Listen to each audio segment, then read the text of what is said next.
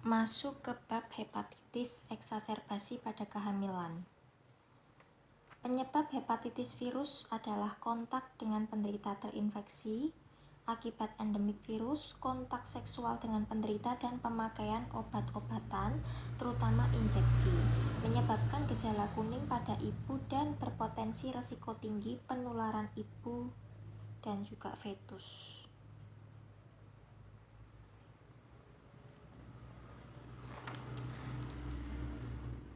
Ya, kemudian masuk bab gangguan ginjal pada kehamilan.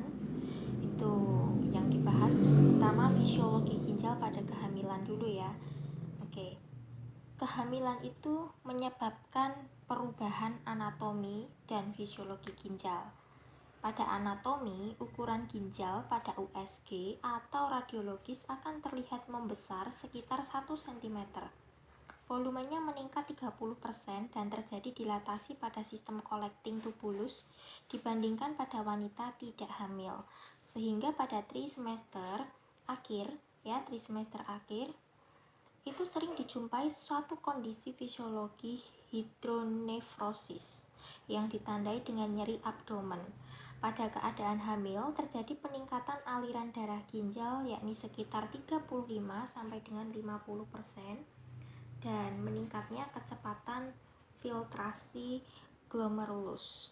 Akibatnya, pada laboratorium itu terlihat blood urea nitrogen atau BUN dan serum kreatinin menurun pada kehamilan.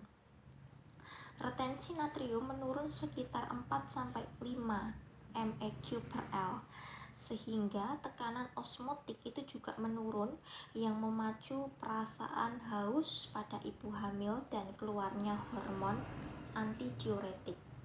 Sirkulasi vasopresin itu juga meningkat pada kehamilan sehingga menyebabkan lebih sering buang air kecil dan haus.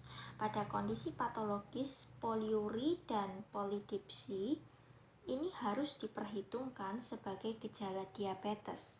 Fisiologi kehamilan juga mempengaruhi sistem buffer yakni terjadi alkalosis respiratorik ditandai dengan menurunnya PCO2 dan serum bikarbonat di bawah 18 MEq/L.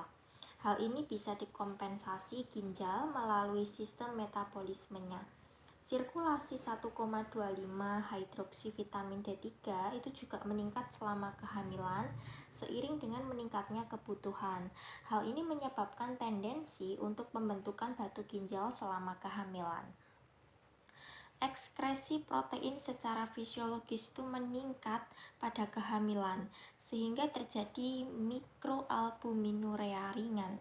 Perubahan anatomi dan fisiologi ibu hamil juga memudahkan untuk terjadi infeksi kandung kemih dan kemungkinan ascending pyelonephritis. Gangguan ginjal pada kehamilan biasanya merupakan suatu kondisi patofisiologis yang disebabkan kehamilan atau adanya penyakit dasar yang diperberat dengan kehamilan. Gangguan ginjal yang sering timbul pada kehamilan adalah hipertensi, preeklamsia atau eklamsia, HELLP sindrom, gagal ginjal akut, dan infeksi traktus urinarius. Masuk ke bab hipertensi. Hipertensi merupakan keadaan di mana terjadi peningkatan tekanan darah lebih dari 140/90 mmHg. Hipertensi pada kehamilan dapat merupakan manifestasi beberapa penyakit termasuk hipertensi esensial, penyakit ginjal kronis, dan preeklamsia. Hipertensi terjadi karena meningkatnya resistensi vaskuler, meningkatnya cardiac output akibat meningkatnya aktivasi simpatis, dan menstimulus angiotensin II. Hal ini berbeda dengan gambaran preeklamsia yang mana aktivasi sistem renin, angiotensin, aldosteron, dan faktor hipertensi lain lebih berperan. Pada kehamilan, resistensi vaskuler perifer menurun, tekanan darah pada awal kehamilan menurun hingga 10 mmHg pada TM2 dibandingkan sebelum kehamilan.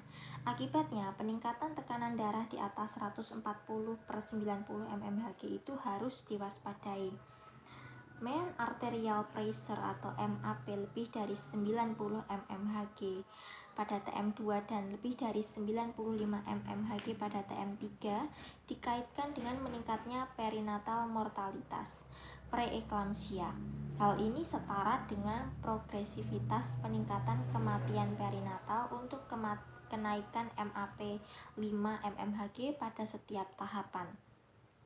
Hipertensi juga bisa yang dipicu oleh kehamilan, hipertensi gestasional. Jika hal tersebut terjadi pada TM3, sering dikelirukan dengan preeklamsia. Hipertensi pada wanita hamil juga bisa menjadi pencetus terjadinya gagal ginjal. Sebelum kehamilan disfungsi ginjal tidak menunjukkan gejala atau silent, akan tetapi akibat perubahan fisiologi ginjal seperti proteinuria, mikroskopik hematuria, meningkatnya serum kreatinin, disfungsi ginjal tersebut memberat bahkan memiliki kecenderungan terjadinya superimpus preeklamsia. Masuk ke bab preeklamsia atau eklamsia. Insidennya yakni sekitar 5% dari kehamilan dan jika disertai kejang disebut dengan eklamsia. Gejalanya adalah hipertensi, proteinuri, edema dan hiperuresemia. Etiologinya secara pasti belum diketahui. Terdapat beberapa teori yang berkembang seperti plasenta abnormal, disfungsi endotelial maternal, faktor genetik, meningkatnya respon inflamasi maternal, faktor imunologi, dan infeksi. Preeklamsia merupakan penyebab komplikasi terbesar gagal ginjal pada kehamilan. Organ lain yang mungkin terkena adalah otak, yakni kejang, liver, hemolysis elevated liver enzyme slow platelet atau HELLP syndrome. Selain itu, gangguan vaskulernya bisa menyebabkan penyakit kardiovaskuler seperti infark miokardial, penyakit jantung iskemik, dan stroke. Adanya hipertensi yang dikaitkan dengan proteinuria berat lebih dari 5 gram per hari disertai